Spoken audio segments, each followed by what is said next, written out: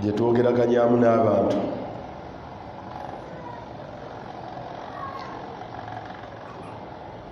Tusaba Allah subhanahu wa ta'ala ennimi zaffe azitukuumire zibeere nga ziyitako bulungi ku budde eri abantu n'obudda gye tuli. Mbakubiriza okutya Allah subhanahu wa ta'ala, ne musaba Allah subhanahu wa ta'ala atulungamye, atugabire okumutya, atugaggawaze obugagga obulungi, atugabire n'obwetoowaze.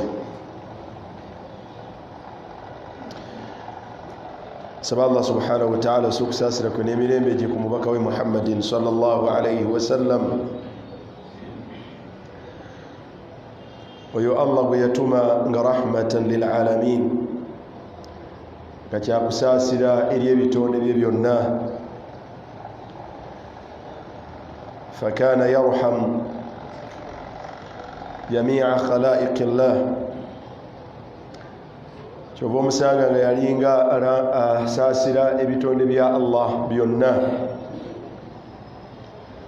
Amarana bil ihsan ila nnas, yatulagira okubeera nga tulongoosa eri abantu. Wanahana an ta'adhibi binnar, n'atuziyiza okubonereza ebitonde bya Allah subhanahu wa ta'ala n'omuliro. Wawajada naqatan fashaqqa ilayhi sallallahu alayhi wa sallam, abayita mu nnimiro, muzimu ku nnimiro z'e Madiina, eŋŋamiya n'ekaabira mu maaso ge ng'ewaaba eri okubonereza n'okuyisibwa obubi kwa nnyiniyo. N'amubuuza sallallahu alaihi wasallama nti ali nannyini ensolo eno. Fa idha bi ghulamin min al ansari, omuvubuka mu ba ansari najja omubaka sallallahu alaihi wasallam n'amugamba nti ensolo eno ekuwaabidde gyendi, olongoosa mu neeyisaayo n'engeri gy'ogirabirira.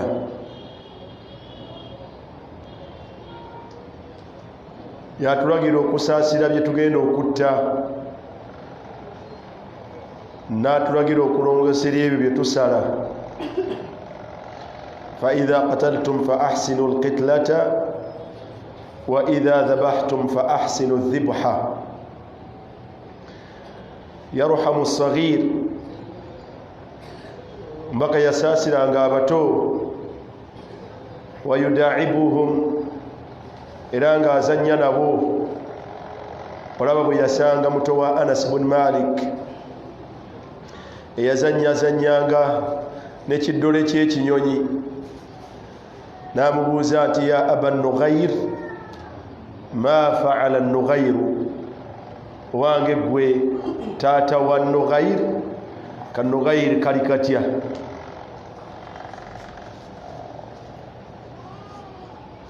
فكان رحمة للعالمين وكان يوقر الكبير، yawange ekitiibwa abantu abakulu salawatullahi wasalamuhu alayhi. Taraahu, omulaba ng'agamba Abdullah ibn Umar yali ayagala okwogera ng'ate waliwo abantu abakulu, n'amugamba nti kabbir kabbir ya ibn al-Khattab, kkiriza abakulu basooke, owange gwe mutabani wa Khattab. Kaana yarhamu an-nisa, yali muyitirivu wa kusaasira bakyala. Taraahu yaltaqi bihinna, omulaabu yabasinkana n'abagamba nti ya ma'ashara an-nisa, abange mu abakyala, tasaddaqna fa inni uritukunna akthara ahli an-nar. Kana rahiman yali muyitirivu wa kusaasira ow'empisa ezitenderezebwa. ddala mu butuufu sadaqa Allah ayogera mazima ku ye bwe yagamba nti wa innaka la ala khuluqin azim. mazima Muhammad empisa zo mpitirivu za ttendo, naye rahimallahu atba'a. Allah subhanahu wa ta'ala asaasira abamugoberera, abagoberezi be, abanaabuufu b'empisa n'enneeyisa. tugambenga nnyo Allah subhanahu wa ta'ala wa bikhassa abantu b'omulembe gwaffe. laqad kana lakum fi rasulillahi uswatun hasana. Allah subhanahu wa ta'ala yatugamba nti omubaka oyo kibeere ekyokulabirako ekirungi gye tuli. tusabe Allah subhanahu wa ta'ala lubeerera, tumugambe nti rabbi ahsanta khalqi fa ahsin khuluqi. Allahumma ahsanta khalqi fa ahsin khuluqi. ay Allah, watonda nolongoosa engeri gye watondamu, watonda bulungi. buli atudde wano bwe yeetululako yenyumiririza mu butonde Allah bwe yamutondamu. fa ahsin khuluqi. nkusaba Allah subhanahu wa ta'ala onongooseze ate empisa zange. edduwa eyo omubaka sallallahu alaihi wasallam yali muyitirivu wa kugisaba, Allahumma ahsanta khalqi fa ahsin khuluqi. abantu bangi obasanga nga balabika bulungi, naye nga subhanallah empisa zaabwe zesittaza buli amulinaanye, buli amusemberera. nasalullah alafwa walafiya. Allah tusaasire tuleme kubeera tutyo,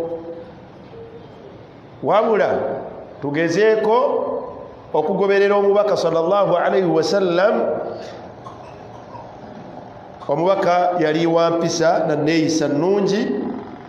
tusaba Allah subhanahu wa ta'ala atuwe enneeyisa ennungi.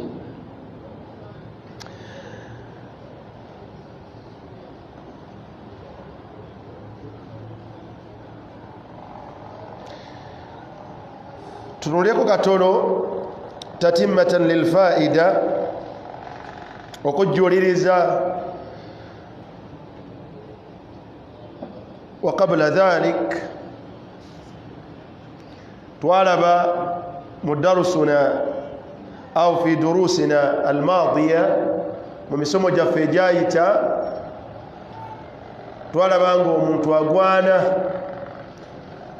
okubeera nga alulunkanira okukolerera enkomerero ye n'okufuna obulungi ewa Allah subhanahu wa ta'ala okusinga okwolunkanira okufuna amatiribona ag'obulamu buno obwensi.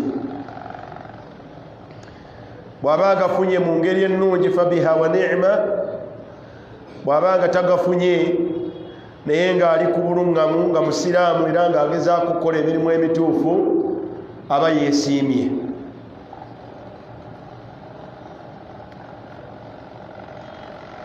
mu musomo ogwo ogw'olwokutaano ogwayita, twayogera ku bantu abatambula ne bava we bawangaalira ne bagenda mu bitundu by'ensi eby'enjawulo olw'okunoonya obulungi bw'oku nsi, ekitali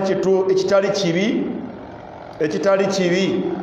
omuntu okutambula n'ava mu kitundu n'agenda mu kitundu ekirala ng'anoonya min fadlillah, mu bulungi bwa Allah subhanahu wa ta'ala, tekirina mutawaana.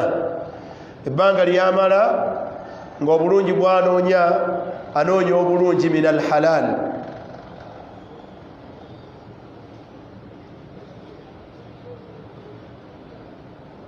amma obuzibu we buli kwe kubeera nti omuntu atambudde n'agenda gy'agenze okubeera ng'akola ekyo obanga afunira ekyo ne kimwerabiza obusiraamu bwe ne kimwerabiza n'okukola emirimu oba oli awo nga singa atuuka najyo mu maaso ga Allah nga kyatuleetera okwogera ku baganda baffe abava mu ggwanga muno ne batambula ne bagenda mu nsi ez'enjawulo nga bagenze okukola n'okufuna ssente oba oli awo naye ne batuuka eyo ne beesamba obusiraamu ne batuuka eyo ebyokusinza Allah subhanahu wa ta'ala ne babisuula emuguluka. Oluvannyuma lwa darusu eyo baganda bange abamu mu mawanga ag'enjawulo abamu bayisibwa bubi era ne bankontakitinga nga beemulugunya okuboogerako ne balabika ng'ekyabayisa obubi. Aqulu wa uqarrir, ngamba era nga nkiddamu nti omuntu yenna okubeera nga yusaafir ng'atambula n'agenda gy'aba alaze n'abeera nga gy'alaze obusiraamu bwe bukendedde n'okukola emirimu gy'abadde akola mu kulongoosa emirimu egitwala egimutuuse ewa Allah ng'asiimiddwa, fahuwa min alkhasirin, aba afaafaaganiddwa. Wa hadha la yaani, ekyo tekitegeeza nti wano e Uganda we bava nti ate waawe tewaliiwo bwonoonefu oba bakola bwonoonefu. Fiilan obwonoonefu ne wano e Uganda nabwo buki? Nabwo buyitirivu. Era tewaliiwo agamba nti e Uganda baabasiraamu b'e Uganda okutya Allah subhanahu wa ta'ala abasiraamu bayitirivu. La kadhalika mu basiraamu abawangalira e Uganda abagezaako weebali n'abayitirivu b'obwonoonefu nabo bakola batya? Nabo weebali.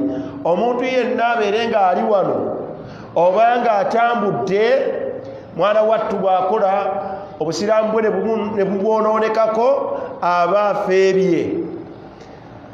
Bw'aleka omulimu gwonna gwe yandituuse nagwe ewa Allah subhanahu wa ta'ala nga gwandimuwonyezza ebibonerezo bya Allah, agulekedde wano oba agulekedde eyo emitala w'amayanja, bombi baba bakoze batya? Baba bafeebye. Kituufu omuyanga nti seeka kuno okusula okwa gurupeji abantu ko basula eno ne bakoleramu ebyo bye wayogera, ne Uganda waliyo abapangisa omuzigo ne babeeramu 5 era nga neneeyisa y'emu. Kituufu nga neneeyisa y'emu nayo kiki? Kituufu. Naye era nabo baba tebaganyuddwa era nabo baba bakoze batya? Nabo baba bafeebye. Kati omuntu yenna kyova olabanga omubaka sallallahu alaihi wasallam hadithi eno yagamba nti ittaqillaha haythu ma kunt. Ittaqillaha haythu ma kunt. Omuntu yenna waba abadde yeefubeko okubeera nga atiira waani? Atiirawo Allah subhanahu wa ta'ala. Omuddu omu ate ye n'asinzire South Africa nanga nti seeka wayogedde ku yagende South Africa naye ate nze ffe ab'e South Africa naffe tulina obuzibu bunene. Bangi mu baganda baffe kye basinga okwettanira wano kukola bikola bya kusawula na kuroga. Kusawula nakola kutya? Na kuroga. Bangi illa man rahima Allah. Naye ate era waliyo Allah baasaasidde ne babeera ng'ogwo si gwe bakola batya? Si gwe bakola, naye bayitirivu mu bo. Baganda baffe abaatambula ne bava kuno ne bagenda e South Africa beefuula abalogo oba abasawuzi.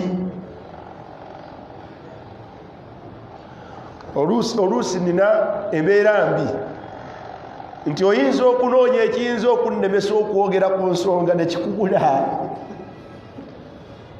Ekyokubeera nti waliyo abantu baganda baffe ababeera ku social media nga batulaba nga bali South Africa, tekisobola kunnemesa kubagamba nti bwe wabeerayo abakola omulimu ogwo nga beefuula abalogo befuula abasawo abaganda befuula ebyo balabye kababeere nga babifunamu ensimbi nki kababeere nga babifunamu ensimbi mpitirivu. Fanasalu llaha alafu walafiya. Buli muntu wonna waali akola atya afeeyo okubeera nga obusiraamu bwe bulina priority gyali. Wonna wooli tosuula busiraamu bwo. Ekyokubiri, wonna wooli gezaako okulaba nga wongera value ku busiraamu bwo. Wongera value ku buki? Ku busiraamu bwo. Olino n'atuuka okuganaga nti seeka ate balina n'omuze omulala bano abafa abaawano bebakola batya? Bafuna relationship n'abawala okuva e Uganda ne babaweereza means ezibatuuse eno ne babeera nabo emyezi 3 ne bakomekkereza nga babasudde awo. Abamu babaleetera ne polisi ne bakwata. Obwonna bwonoonefu anwa miteeko gyabuki gya bwonoonefu nga bo bennyini abali mu nsi ezo ez'enjawulo buli omu amanyi ekitambula mu nsi ze. Nasalu llaha alafu walafiya. Lwaki tuboogerako? Olw'ensonga nti muganda wange obwonoonefu bwanguyira omuntu mu kitundu watamanyiddwa. Mu kitundu watakola atya? Watamanyiddwa. Kuba wabeera tewali wamukwasa ki? Amukwasa nsonyi. Ekyokubiri, nali ntambulako e Dubai eyo n'omusiraamu budde bwa misana wano banneeko weebali. Banneeko mbamanyi? Banneeko mbamanyi? Ani abamanyi? Kika kyaki? Wamma beebani? Erinnya ligwayo nti banneekolera ki? Banneekolera jange. Wano weebali. Essaawa eno bajjudde. Olaba essaawa eno wetusomera bakoze batya? Bajjudde buli wamu. Bajjudde buli wamu. Naye bali mu black corners. Bali mu bufu obukutte eki? Obukutte enzikiza. Obudde bwe bugenda bweyongera waggulu bavaayo ne badda mu mataala. Nteeka bulungi. Naye matambulako e Dubai misana ku street natambula n'omusiraamu omunaga nti seeka aba bali mu maaso tambula mukungujjo nga atabalaba. Baana bazibu nnyo misana. Misana tuku ku street bali awo. Totunulayo babulabe. Ogenda okuyitawo anti mutambula mutyo. Ogenda okuwulira nga Oluganda lukwajja. Nimbye Najibullah. Mpaka kuyitako omuzaire. Uyo amuyitako omuzaire. Olina mugati ekyo kye Uganda. Uyo miskini. Misana tuku. Naye omuntu ono omwononefu aba abwongedde ku leve eki? Ku leve endala. Teba yeemu. Kuba ye aba abujje n'ewaabwe n'abulinyisa ennyonyi n'amutwala gy'amukoze ate? Gy'amututte. Eyo ensi yonna bwetyo bwekoleeta. Ensi yonna bwetyo bwefaanagana. Ekigambo kyaffe kigamba nti obwononefu buli omu waali weebuli naye buli omu agezeeko okubeera nti abukola atya? Abwekuumako. Bwa bulabe bujja kutukosa. Oyagala tokola otya? Ebintu ebyo birina akakwate ne kye bayita as-saada. Kye bayita as-saada, okwesiima. Kye bayita as-saada. Kyejala tuteekeko akagambo katono as-saada. Abange omuntu gwe bayita nti yeesiimye mu nsi yafaanana atya? Man huwa Said? Ani gwe bayita yeesiimye? Ani alina obulamu obweyagaza? Alina obulamu obweyagaza bw'afunye eki mu nsi olwo tumubale nti oyo masha Allah oyo akoze atya? Oyo ayiseemu okusinziira ku busiraamu bwaffe. Man huwa said, ani eyeesiimye? Ani eyeesiimye? Ani alina obulamu obumweyagaza ku nsi?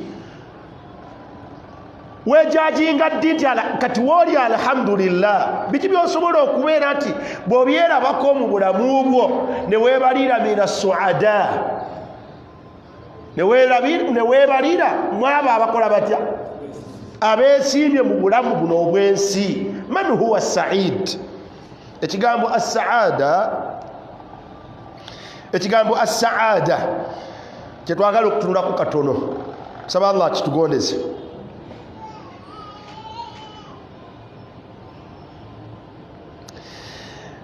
Ebigambo biri bibiri. Wa bil adad al ashya'u tu'rafu, ebintu bimanyibwa n'ebyennyume byabyo. Tuli wamu? bil adad tu'rafu al ashya'. As-sa'ada ضد الشقاوة. السعادة ضد الشقاوة. الشقي والسعيد، فمنهم شقي وسعيد. mulimu aba shaqa. Omubaka yagamba sallallahu alaihi wasallam, baali baziika n'akwata akati n'atandika okubeera ng'asonga nako mu ttaka, nga bwe baziika omuddu gwe baziika.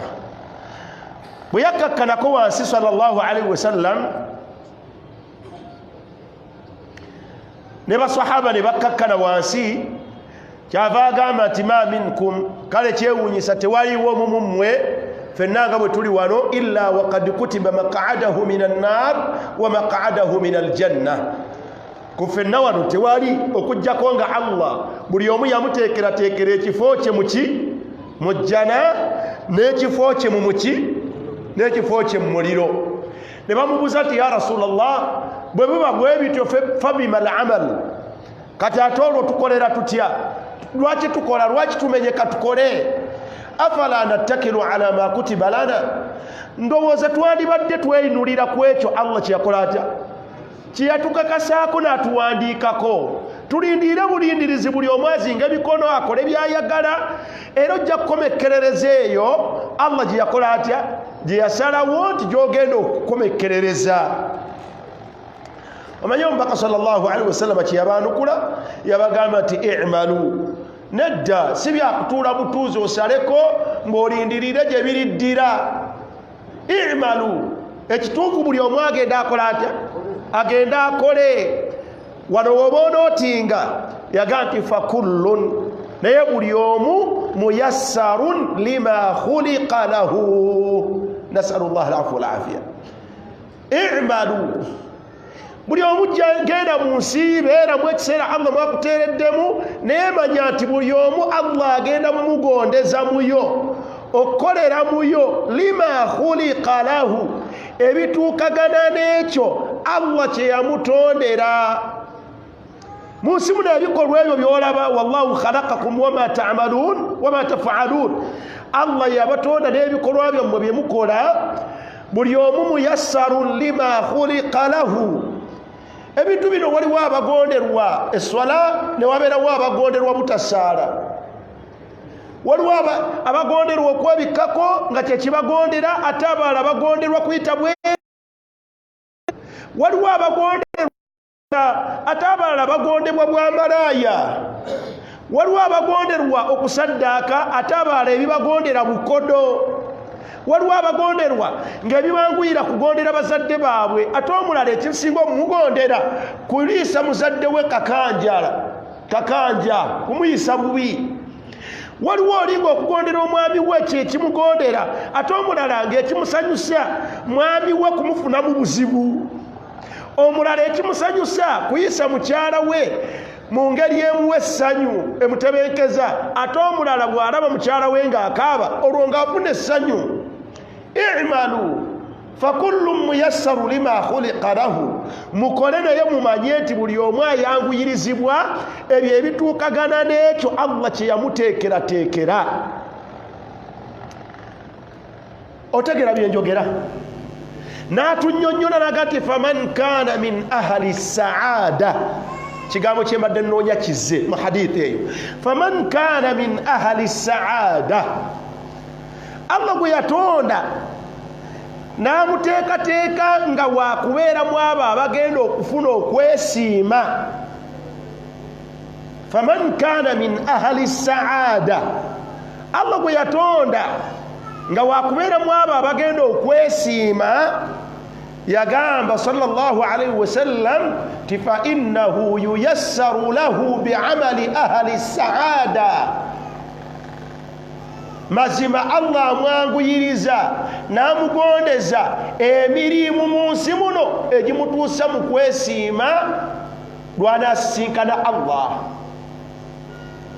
otegedde ekyo nagamba ti wa amma man kana min ahli shaqawa ashaqawa twaga nti ebintu bino biri bibiri buli ekimu kyennyume kya kinne waakyo naga nti ate oyo Allah gwe yatonda nga waakubeeramu waabo abagenda okubeera mu kanyigo mu bujiji mu bulumi naam yaga nti fa innahu n'oyo mu nsi yuyassaru lahu agonderezebwa bi'amali ahli shaqa Allah amugondeza mirimu gimutuusa mu bujiji n'atugamba sallallahu alaihi wasallam ati iqra'u in shi'tum bwemba mwagadde musome etteeka lya Allah subhanahu wa ta'ala liyagamba nti fa amma man a'ta naye omuntu oyo agaba omuntu agaba wattaqa n'atya Allah subhanahu wa ta'ala ebyo bimeka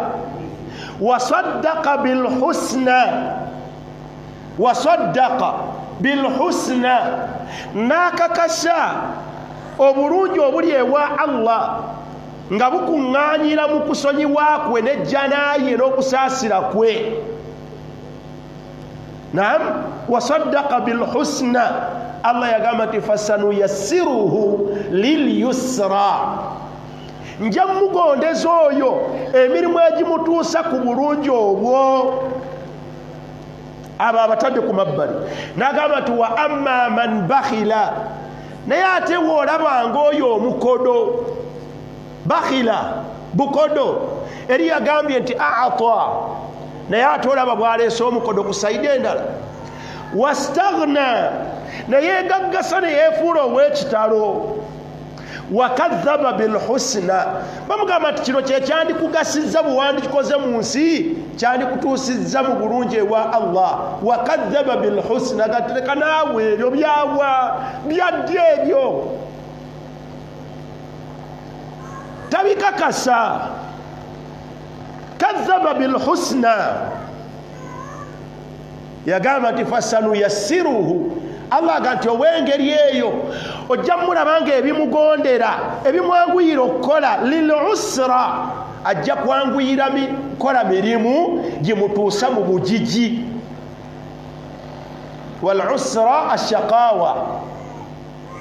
walusra ashaqawa kyobulabanga omubaka sallallahu alaihi wasallam yagamba nti yujma'u khalqa ahadikum okutondebwa kw'omu kummwe kukuŋŋaanyizibwa okw'omu kummwe fi batni ummihi mu lubuto lwa buli omu ng'akyali mu lubuto lwa maama we munnabaana wa nnyina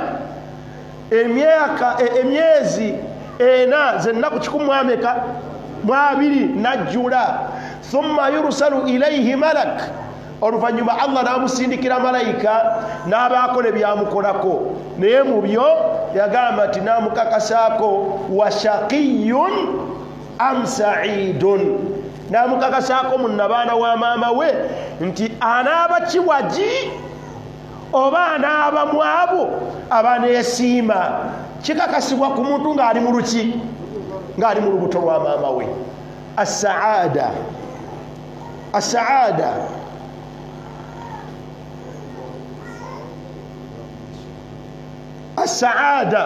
ani gwe bayita eyeesiimye era biki bw'obanga obyerabyeko ng'oba oli awo kino kintuusa mu kwesiima hadithi esooka tujja kulaba ebintu bino wammanga. Hadithi esooka ya Abdullah ibn Mas'ud. Abdullah ibn Mas'ud radiyallahu anhu قال عبد الله بن مسعود يا قامت تلا رسول الله صلى الله عليه وسلم هذه الآية ومبقى الله نقول ميا سما آيينو إسانجي من سورة الأنعام آية ياتكم يا بير متانو الله يا قامت فمن يريد الله أن يهديه من يريد الله أن يهديه Allah gwaba yagadde okulungamya oyo yenna Allah gwaba yagadde n'asalawo amuwa obulungamu mu byamukolera yashrah sadrahu lil islami ayanjuluza ekifuba kye eri obusiraamu. Ekifuba kye ne kibeera nga kyaniriza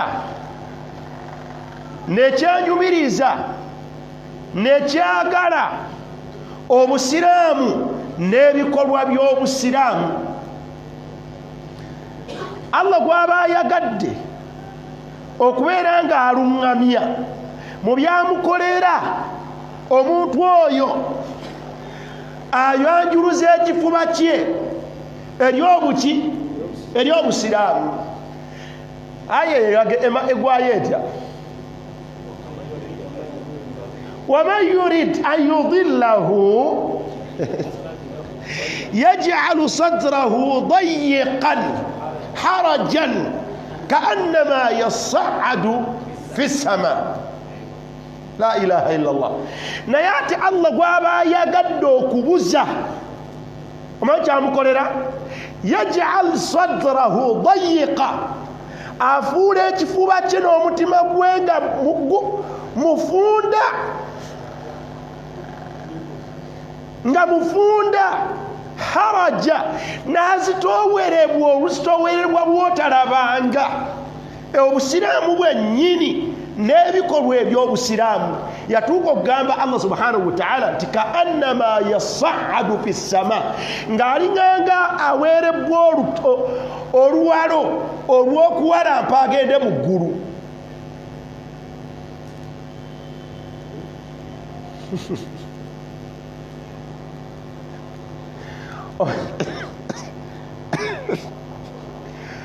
Wallahi ebigambo bya Allah byewunyisa. Abantu bakaluubirirwa ekiyitibwa obusiraamu ila hadhihi daraja okutuuka ku ddaala ebyo. Suratu al-An'am aya 125.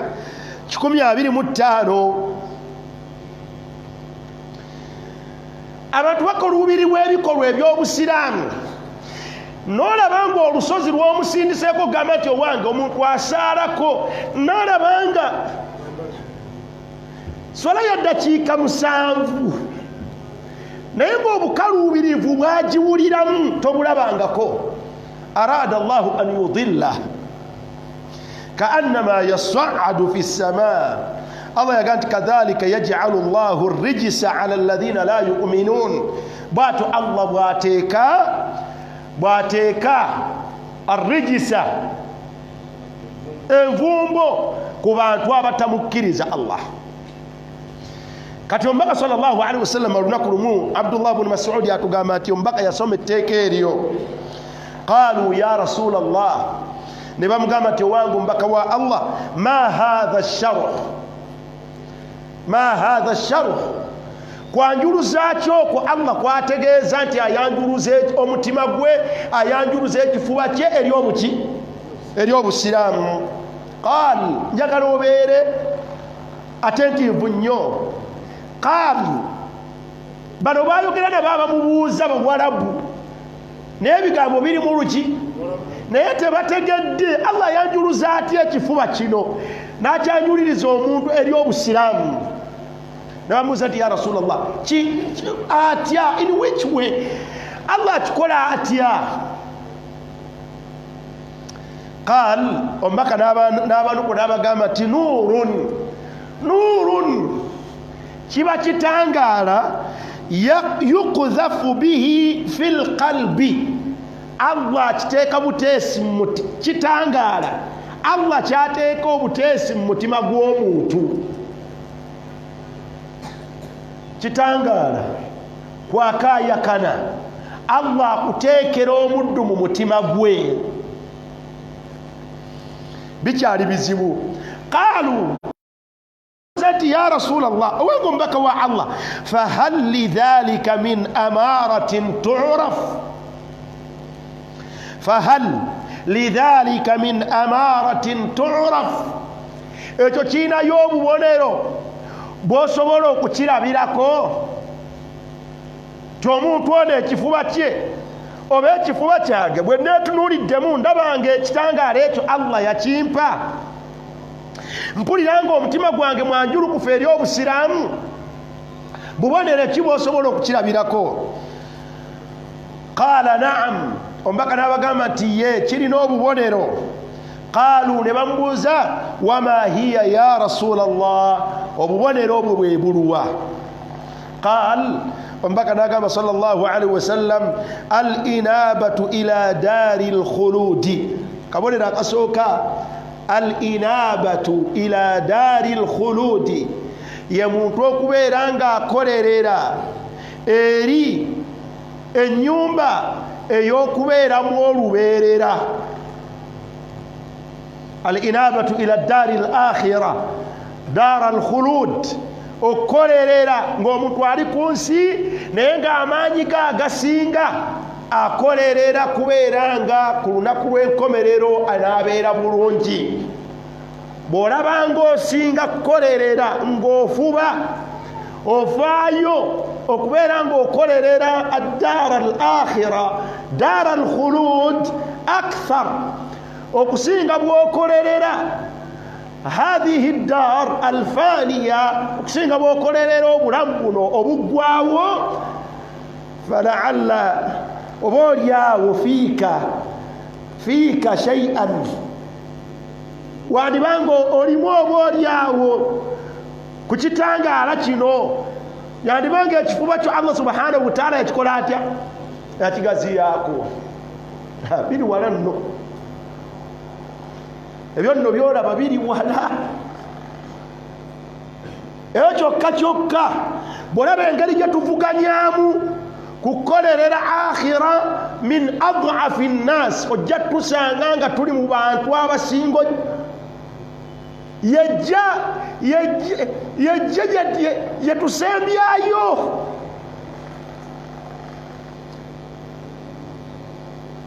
tolaba bw'ogabanya obudde bwe okuva ku ssaawa 2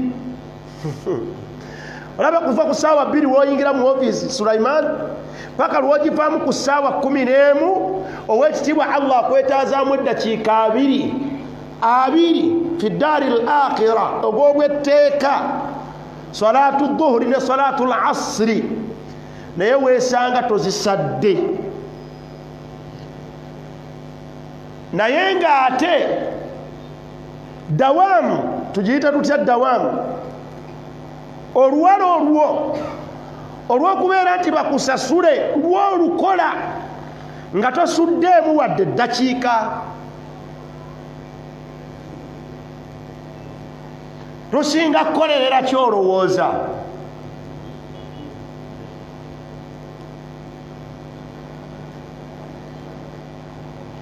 al inabatu ila daari lkhulud ke kabonero akasooka bw'okeerabako ng'omanya nti la'alla Allah sharaha sadraka lil islam.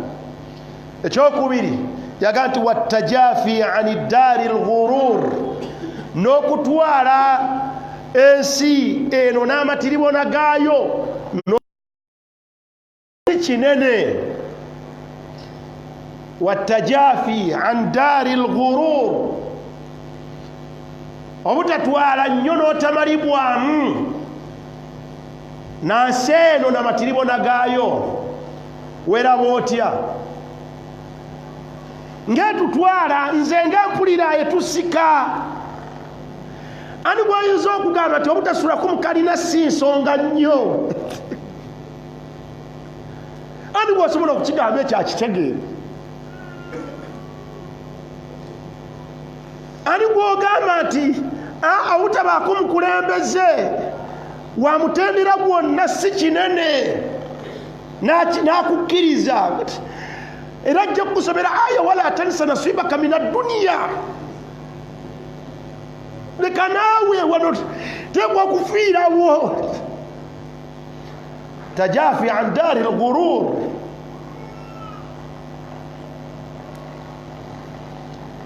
Nga ndaba buli omu nga forces nga zitusikira ku supiidi. Wali tetuliiwo waggulu awasoose okubeera nga munibiina ila daari al-khulud. Ate kino ekyennyume kyakyo attajafi an daari al-ghurur ekituufu Allah bwe yatugamba nti wala taghurrannakum billahi al-gharur wala yaghurrannakum billahi al-gharur la taghurrannakum al-hayatu ad-dunya. Ekituufu ensi yetutwalira ku supiidi. la taghurrannakum al-hayatu ad-dunya wala yaghurrannakum billahi al-gharur. Allah kati temusikibwe nnyo si tosikibwa. Naye bw'ogenda okwetunulamu Umaru n'obwawumalu bwo owulira ng'ekutwalira ku supiidi. Nze naafa sisuzeeko bulungi kati sikyafaayo oba ntya nange nteekwa okukola kutya tekyafaayo. Nze naafa sivuzeeko ku mmotoka nga yange oba ntya nange nteekwa okukola kutya. Osanga omuntu ng'akola mu kitongole bamuwa obusente bwe bumuyimirizaawo naye nga agati naye ayagala bamuwe mortgage bamugulira ennyumba kale kayingire riba naye kati muganda wange teriyo kikusika kuŋŋaanya oseebinge ku musaala gw'ofuna bw'oliwaza obusente obugula poloti oligigula. Bw'onoogigula n'omala ogigula n'ofuna n'oseebinga n'otandika okuzimba mpolampola kati siiga ebyo biwanvu seeka biwanvu wa ogamba koyingira wali wadde waliwo obuzibu. Gumiikiriza mwannyinaze Allah bw'anaaba yakuteekerateekera obufumbo ojja kufuna omusajja omusiraamu akuwase. Leka kufumbirwa omusajja atali musiraamu togenda agati seeka myaka gigino gigenda ni myaka 4 ate abankwana si basiraamu ate bubaliredde seeka akoliki olagawa ya ukhta olagawa fose musika naye nga Allah subhanahu wa ta'ala wemusikira amugamba nti ulaika yad'una ila an-nar. Eyo gy'olaga nganda bw'ogenda mu muliro. Olwaliro nina messaging y'abawala 2 gaseeka ttaasa ku baganda bange bano naye bo bagenda esituubi libaweddemu. Basajja abasiraamu tebabalaba naye ate abaabo abatali basiraamu bo bakola batya weebali era babagamba nti muli ku kigira tutu.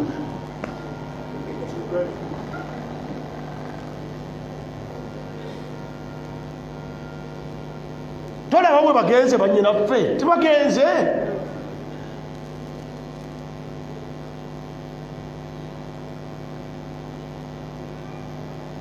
Bw'aleeta n'ensonga ze endala ate nange ndi muntu seeka nange nina omusaayi nange nsaasira. Golowooza nze mbeerawo ntya n'olabira ddala wattajafi an daari al-ghurur. Yayogera akabonero akookusatu yaga nti wal isti'daadi lilmawti qabla almawt. Olabiranga Allah sharaha Allahu sadraka lil Islam bwe kubeera nga byokola oteekateeka kufaako nga tonnafa. Oteekateeka ebinaakugasa ng'ofudde mu kiseera nga tonnakola otya okakasa nti byoteekateeka byakukugasa nga tonnafa ng'ofudde.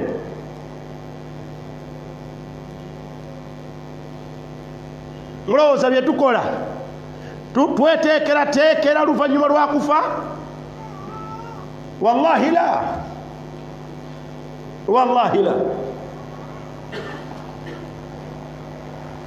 Byonna byolaba tukola bye tutaddeko amaanyi illa qalila, byonna tuteekateeka wano we tuli. Gy'obeera tuli baakubeerawo lubeerera. Ennyumba gy'ozimba ozimba yakubeeramu, era bwe bakulaba engeri gy'ogiteekateeka ddala mu butuufu teriiko kabonero kalaga ti mu butuufu ogenda kukola kutya, ogenda kufa. Singa obadde ng'oteekateekera ennyumba gy'ozimba nga erimu okubala okufaako, wandizimbye ya kigere ekumala n'abaana bwo ekumala, n'ofisaawo ezo z'obadde ogenda okuzimbamu waggulu ne wansi, wandibadde ofisaako ezizimba omuzikiti.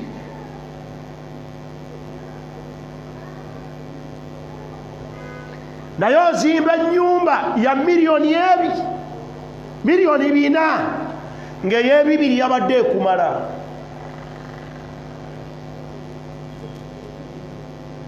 Ey'ebibiri yabadde ekumala.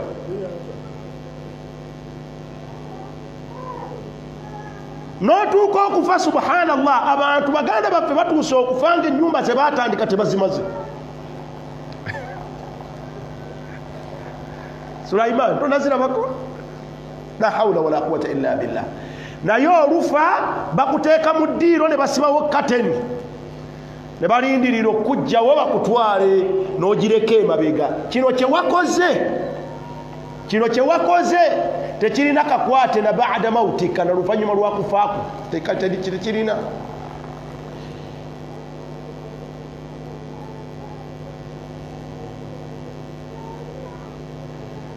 Lwaki tupaakinga emmotoka 3-5 awaka? Osangayo omuddu ng'apaakinze emmotoka 3-5 awaka. Abdu muslim, hadha arrajul musta'idun yasta'iddu lilmaut qabla almaut. Kati waliyo andabanga kataala nagati naye ono oba ali kuki? Tamanyi ti buli mmotoka ebeera n'ensonga yaayo. Waliwo alabira ddala omuntu omubuguyavu atamanyi nansi bwekola etya bwetambula.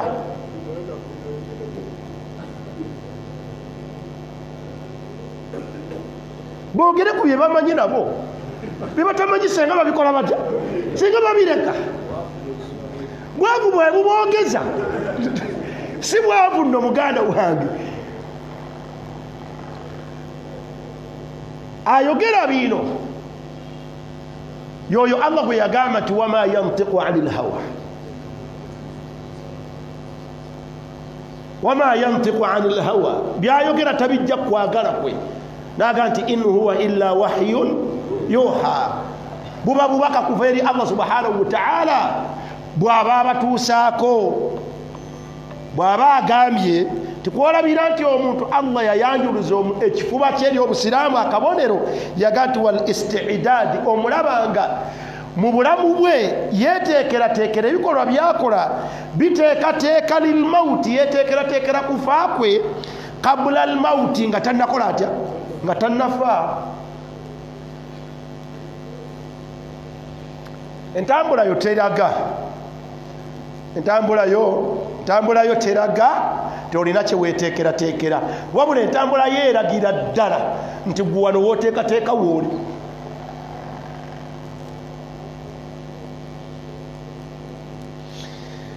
mwalimu ono yaga nti yulfitu nabiya sallallahu alayhi wa sallam. Hadha alhadith akhrajahu ibn abi hatim temutera kumuwulira naye mwomu ku bawalimu abagundiivu. Hadithi eyo omwalimu ono yawandiika ekitabo kino bakiyita sahihu wasaya rasul sallallahu alayhi wa sallam, ebituufu mu biraamo by'omubaka sallallahu alayhi wa sallam byalamira nabyo abantu b'omulembe gwe. Bw'oba oyagala okubisomako byensoma kya mizingo 3 byesoma biri mu muzingo ogusooka ku peegi 117 weewali omutwe oguyitibwa sabilu saada alwasiyatu thalithatu ashara. agamba nti liyulfitu nabiyu sallallahu alaihi wasallam nadharana, omubaka akyusa endaba yaffe mu hadithi eno ng'atulaga masdar assaada alhaqiqiya, ensibuko y'okwesiima okwannama ddala, allati tusahibu linsan, okwokubeera n'omuntu fi haali hayatihi, ng'ajja kubeera nakwo mu bulamu bwe,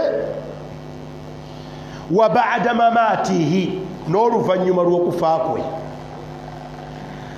As-Sa'id, omuntu eyeesiimye yoyo nga mu bulamu bwe kuno ku nsi embeera gy'alimu yakwesiima, naye ng'okwesiima kwe tekukoma ku nsi kuno, wabula wa ba'da mamatihi, nale oluvannyuma lw'okufa kwe mu kabbuli ye ajja kubeera mirembe.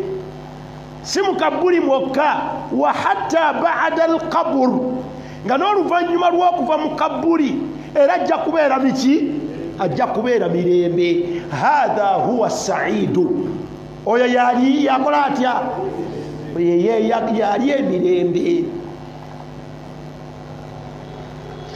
ila awangale bwatyo ila an yastaqirra bihi almaqam, mpaka lwali tebenkera mu butebenkevu bwe obw'olubeerera, fi maqamin aminin, mu kifo nga kya mirembe, fi jannatin wa uyunin, fi jannatin wa uyunin, mu jjana n'essulo nga zikulukutira mu yo.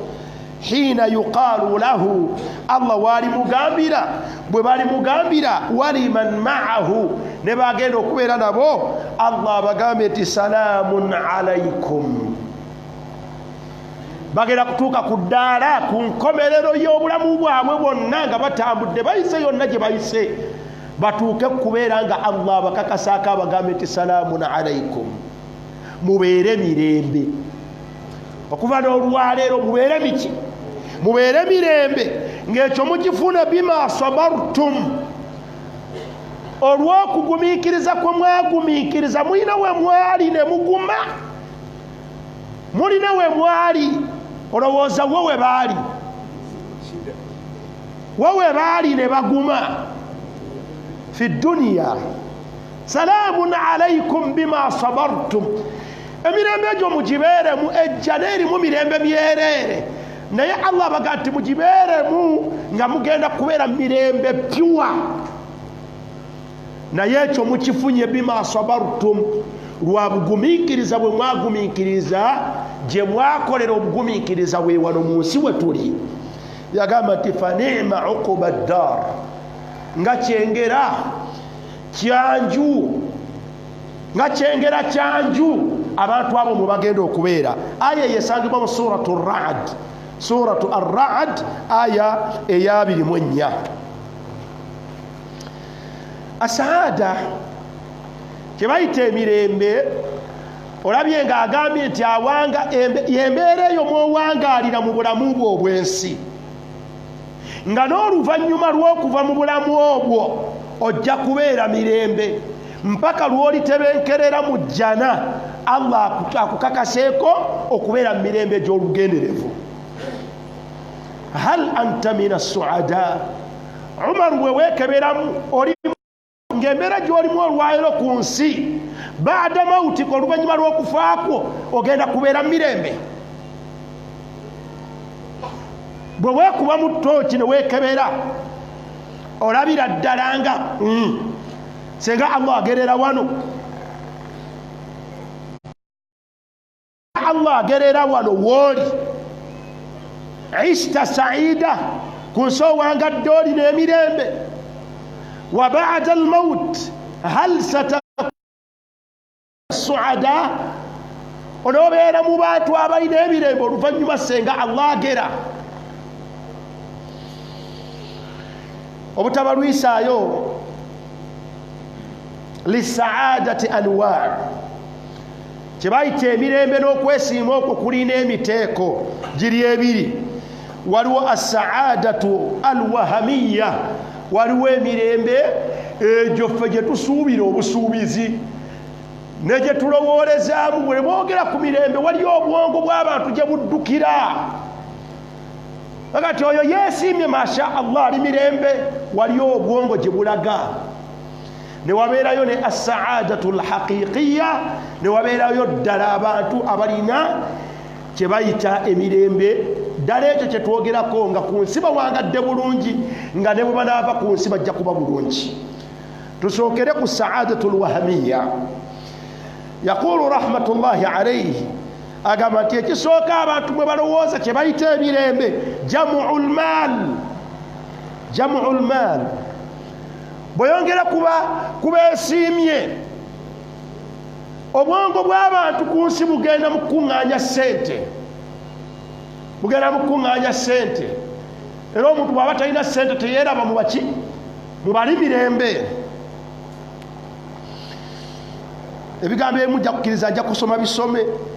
Yagamba nti wayatasawwaru al-miskiinu, yatasawwaru al-miskiinu, bambi balaba abo bamisikini. Tukireke bwe tutyo.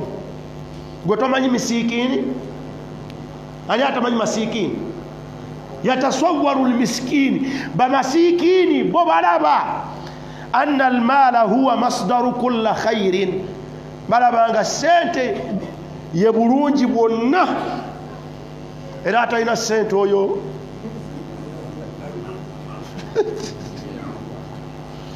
atalina ssente oyo ye. Lwaki tukiraba bwe kityo?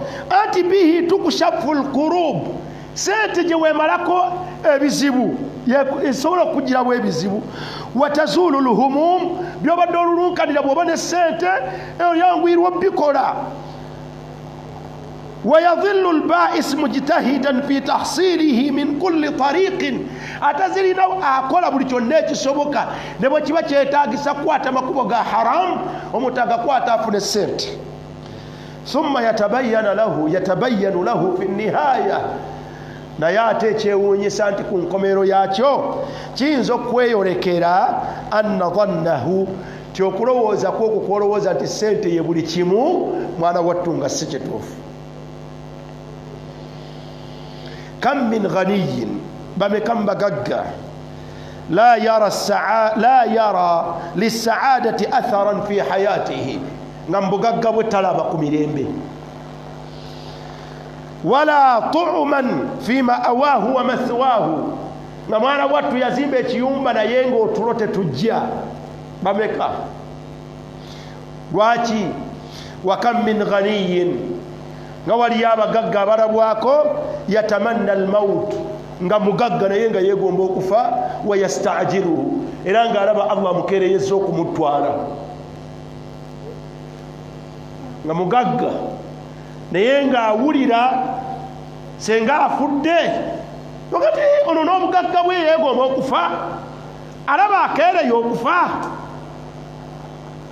Wa kam ra'ayna, bameka kube tulabyeko aghniya, nga bagagga tahalafat alayhim alhumum, ng'ate bajjudde ebirowoozo. Mugagga naye ng'ebirowoozo teyeebaka.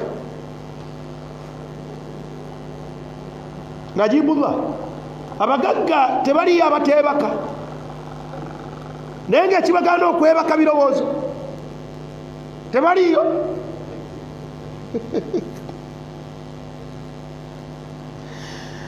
Wahallat bihim al-amrad, waliyo abagagga nga balina endwadde nga ssente ze balina zaalemererwa okujjanjaba obulwadde bwabwe nga teweeziri, naye nga babagamba tetulina kyakukolera.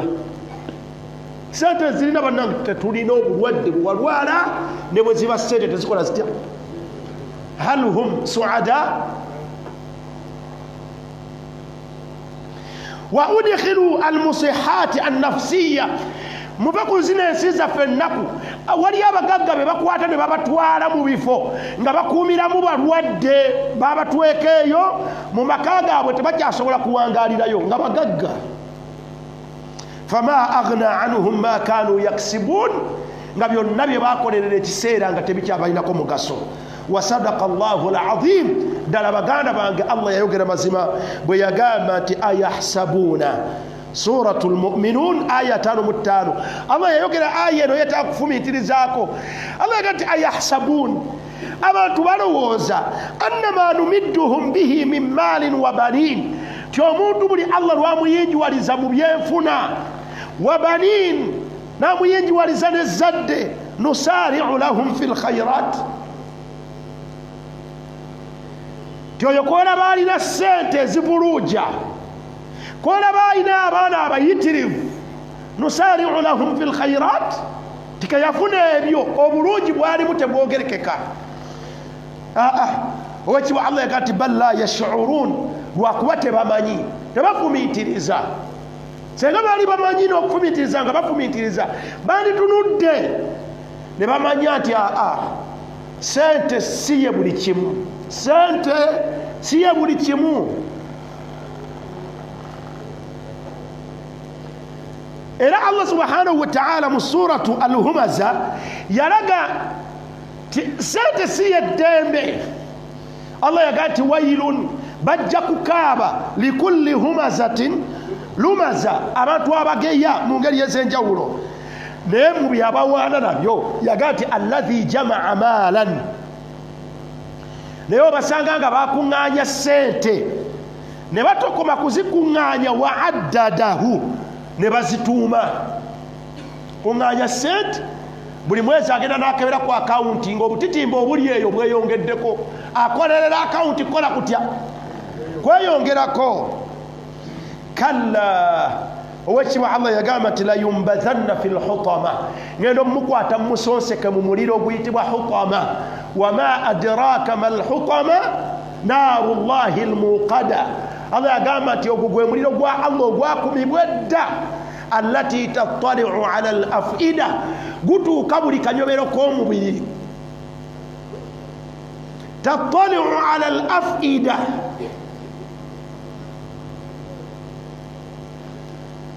naye nga bayogera abagenda okubeera mu muliro ogwo baalina ssente ku nsi nga zimpitirivu, naye lwaki bakomekerereza eyo? Owekibwa Allah subhanahu wa ta'ala alaga nti bagenda kugamba mu suratul Layl aya ya 11, ogenda kubawulira nga bagamba nti Allah agati wama yughni anhu maluhu idha taradda, nga tebagasibwa na ssente zaabwe kebaafa, omugaso gwa ssente ne gukola gutya? Ne gukoma. Ssente yazitooma ku nsi nga Allah azimuwadde n'atazireramu mulekwa, n'ataziwaamu zaka, n'atazikolamu hijja, n'atazisaddaakamu, n'ataziyambamu beetaavu, n'atazizimbamu muzikiti, n'atazikolamu anwaa'ul birri, wabula yaanu awo alaba ku ssente ze. Yaqulu yawma alqiyama, omusange ku lunaku lw'enkomerero ng'agamba nti ma aghna anni maliya, ma aghna anni maliya. Sente nazirina naye tezangasa, tezirina mugaso, nga tezakaabira takyazirabako, yazireka ku nsi, naye ng'ate waali bagenda kuzimubuuzaako we yazijja ne we yazikola atya, ne we yaziteeka.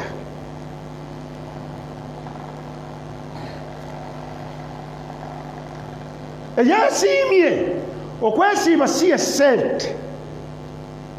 Omuntu asobola okukozesa ssente okwesiima, n'afuna okwesiima fi dunya wal akhira.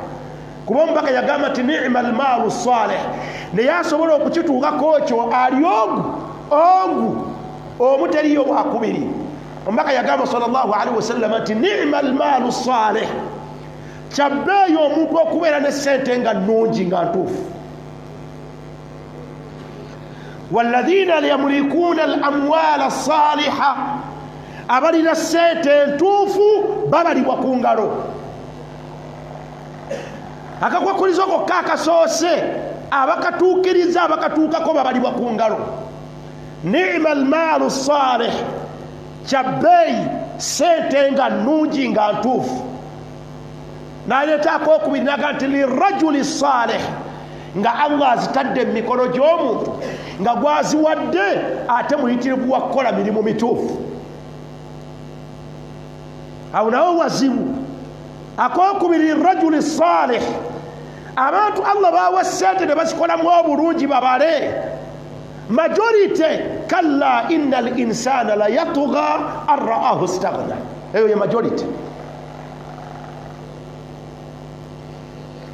Majority y'abantu baswa n'okukola obwonoonefu n'okwetaba mu buli kibi an ra'ahu istaghna, senga Allah subhanahu wa ta'ala abaggulirawo n'abawa.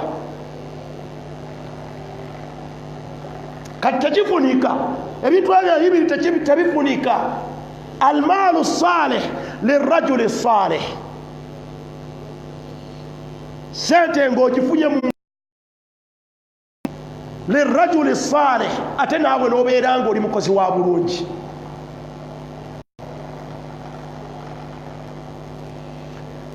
Kati sente si ya buli kimu, sente si y'eddembe, sente si kwe kwesiima. Tolaba Allah bw'asobola n'ogikuuma ku muntu n'atagimuwa olw'okumutangira nga bw'amutunuddemu mu maaso bw'amukwasa ku ssente ajja kufuuka ekizibu. Allah bw'amwagaliza obulungi asobola okusalawo n'atamuwa. Olaba Allah bw'agamba nti walau basata Allahu rizqa li'ibadihi, senga Allah agaziyiriza buli omu ebyenfuna, omanye ekyaddiridde yaga nti labagaw fil ard, labagaw fil ard, bandifuuse bakiwaji ku nsi kuno, bandikoze obujeemu obwewuunyisa. Kyava akola ati Allah kyagamba nti walakin yunazzil biqadarin ma yasha, kyava abagerera bugerezi naga nti osahafu muwe 2-3 gimuyisa mu lunaku, n'ekyafu naye omutwalo.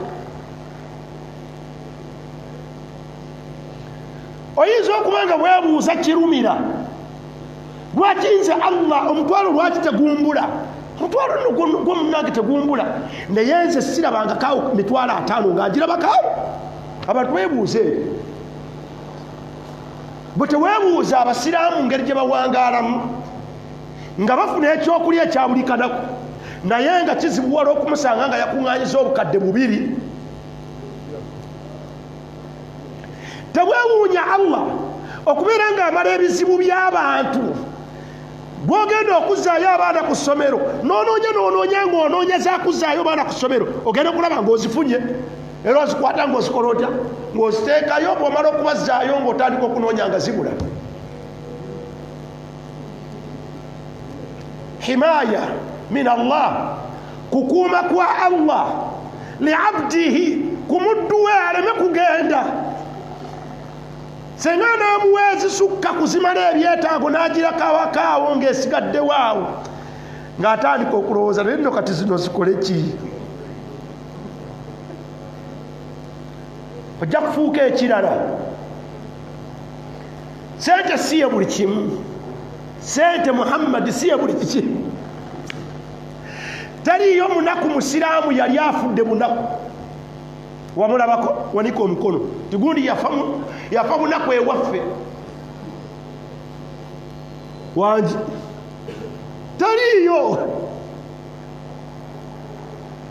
Taliyo.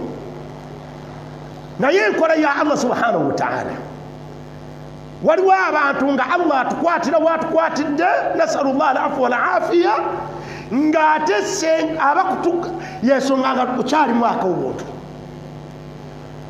nga senga akeera ku makya n'ataggulula, aliddayo okulaba mu ddalasa, aliba mwana wa mwana, naye kati buli ddalasa togivaamu, tova mu ddalasa. Lwaki ezigenda mu mazina toziraba? Maze okwawula omutwalo gwa mukamaawo osigazzaamu omutwalo gwo, ogendako mu ddalasa obeeraawo, kuliko akasanvu kawakanca kameeza n'essatu ezinakomyawo. Obadde oyagala kulagawa?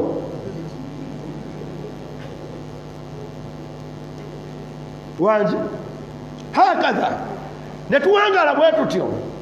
Allah ate n'atubeezaawo olabirawo ng'omwezi guweddeko omwaka ne guggwako n'okwata ogwokubiri n'ogwokusatu n'owangala bw'otyo akoze bubi nnyo Allah bw'atakuwadde nakkuuma ng'okyali mwaka mutya wangi abange njogera nammwe Allah abakoze bubi nnyo obutakuwa n'osigala ng'okyali mwaka akabeeramu ensa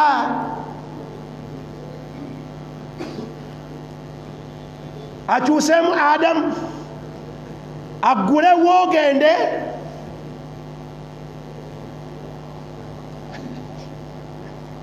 kati asinga okutumanya yamanyi butya bwadiringa nani yamanyi butya bwadiringa naffe kkiriza Allah subhanahu wa ta'ala engeri gyakuyisaamu tojja kulaba mu maaso nga mu bintu ebireeta as-sa'adatu al-haqiqiyya mwe muli al-imaanu bil-qadaa'i wal-qadar al-imaanu bil-qadaa'i wal-qadar omuntu wekubeerawo nga mutebenkevu n'okusalawo kwa Allah n'okugerako kwe yamugerera ati Allah mutwalo guwagera olwaleero gwenfunye alhamdulillah yagera ogwo kangende ndi ogwo n'atebenkera Allah tonnamba zizimba nyumba yange na poloti nina omusiraamu mukwano gwange yakamala mu muzigo kuva lwe namulaba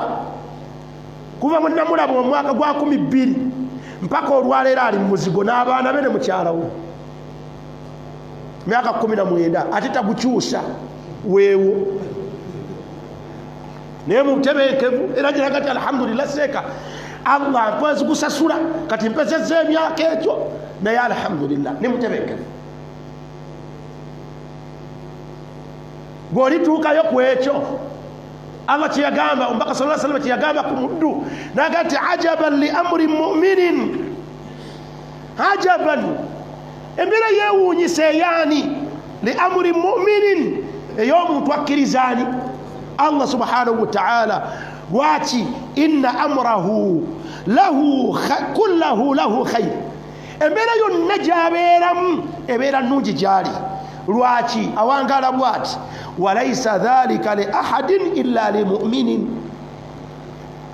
naye si ya buli omu ya muntu musiraamu ddala yeyekka awangaala mu mpangaala yonna nga bw'afuna akawunga abeera mulungi ne lwafunye ettooka abeera muki bw'alidde ebijanjaala alhamdulillah ne bwe baleese enkoko aliki alhamdulillah byonna nga bibeera gyali nga mutebenkevu abeera musiraamu yekka lwaki in asaabahu sarra bw'afuna embeera emusanyusa shakara ajebaza Allah nagati alhamdulillah Allah leero atuwadde ettooke n'ankoko Allah leero atuwadde entooke n'ankoko tumwebaza alhamdulillah bulungi bwa Allah atuwadde ate wa in asabatuhu darra ate bw'afuna ekimunakuwaza agenda okulaba nga mulimu bijanjaalo nakawunga sabara agumiikirizaga ati alhamdulillah Allah bw'aba atuwadde kawunga olwaleero na bijanjaalo katugumiikirize naako tujja kulya tukkute enkya Allah ajja tuwa ekirala sabara naye omanyi obulungi bw'afuna mu kugumiikiriza okwo innama yuwaffa as-sabiruna ajrahum bighayri hisaab nga musiimu ogera kwa Allah kuliko ebintu bibiri tebyekubibwako kifuba biri bimeka ekisooka okukukkiriza obukkiriza nti kola byenfunye akawunga na bijanjaalo ke kabadde akanga olwaleero Allah ke yateekateeka tekituukikako omuntu okumusanga mu muzigo nga mutebeeku munagati nze ndi muzigo alhamdulillah Allah wakyantadde mwebaza akyampeezi kusasula waliyo abatalina we basula n'abeera musanyufu n'atebeekera ekyo n'akisiima tekituukikako okukikkiriza obukkiriza tekituukikako eddaala eryokubirizibu nnyo eryokubeera nga yaruda bilqadar n'atakoma kukukkiriza bukkiriza n'okukusiima n'akola atya nakusiima agati alhamdulillah kubanga tu'radu albala ombaka yagamba sallallahu alaihi wasallam ati Allah aletera abantu emitawaana negibatuukako naye abantu bangeri yes yagamba nti faman radiya falahu ridha omuntu yenna bw'asiima ekyo Allah kyamugezesezza nakyo akomekkereza Allah amusiimye ekyokubiri ekisinga okubeera ekizibu yagamba nti waman sakhita falahu sakhatu Allah gwaleetera ekinyiga gwaleetera ekigezo n'akisunguwalira Allah amwongerako ate naye kumusunguwalira ati ndeese neweekandagga fa alaihi sakhatu owekitibwa Allah akusunguwalira nze naawe twatuuseewaawo nze naawe watuuse ku ddaala erisiima akanyigo Allah kakutaddemu awaliwo obuzibu bunene naye ekigambo kyonna kye tubadde twogerako olwaleero mina saadati lwahamiya mu kye bayita okwesiima okwaffe kwe tulowooza kwekwo kwe tulowooleza nti assaadatu kulla saada fi jamui lmaal okwesiima kwonna omuntu kasita afuna sente n'akuŋŋaanya sente empitirivu oyo masha Allah nedda muganda wange si bwe kiri abamu abafunye sente zezigenda okubafuukira ettaabu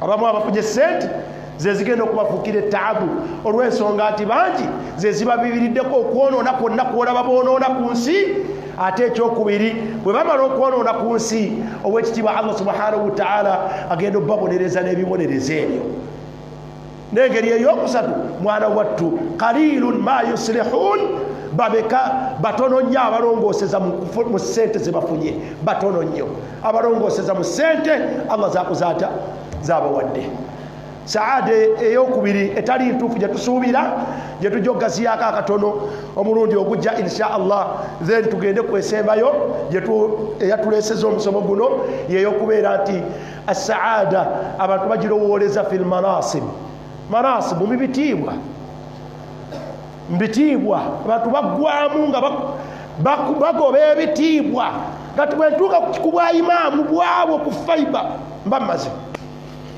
nakola kyonna ekisoboka abeerani naye ate agenda okubutuulamu agenda okuwulira nga bwokya obawulira beetunda kati bino bye mwatuteekamu temubimanyi mubituyambeko ng'abeetaavu bajja gyali naye nga gwe basaba naye mu nsawo temukola mutya temuli abeerosi obwerosi babukoowa lw'abantu kubalinyirira tebeebaka naye atabuliimu alwana bukola atya kubuyingira bamemba be paalamenti bwe baba batusaba obululu weewuunya balakulagira ddala nti eri kijjobi naye ate bwe bajja ku mikolo beetonda baganda baffe eri teri kantu naffe ze mutusaba tetuzikola ki tetuzirina ezo ze mulaba ogenda ozitematemanga tewali ogenda bawulira ne sente ze bafuna empitirivu nga bali mu looni baiba ebitiibwa nga kyekibuli kimu zeemirembe lwaki tebagirina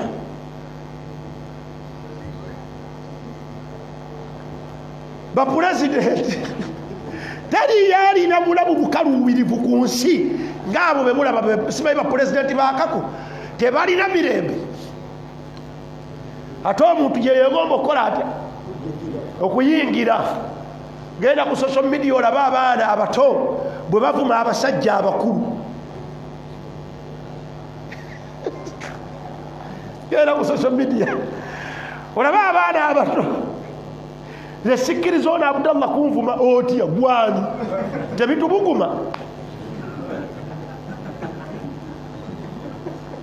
muntu wa bulijjo akula kusanga akuvuma nze bintu binyawula n'abantu saa kunvuma era abantu bakola abasiraamu bakola efujjaawo emabega batandika okutuvuna kati ze sebanvuma era kati bwe mba munvuma mubeereeyo ngenze onvumira ki wankolera ki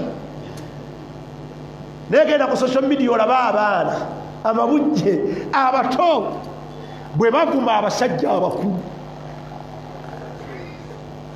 nga byewuunyisa nalabyeko muganda wange muwalimu wange bamuvumye natuuka okujja ku kitundu agati wammwe mulaba ndimbizi bwe mulaba ndimbizi byonna birabyeko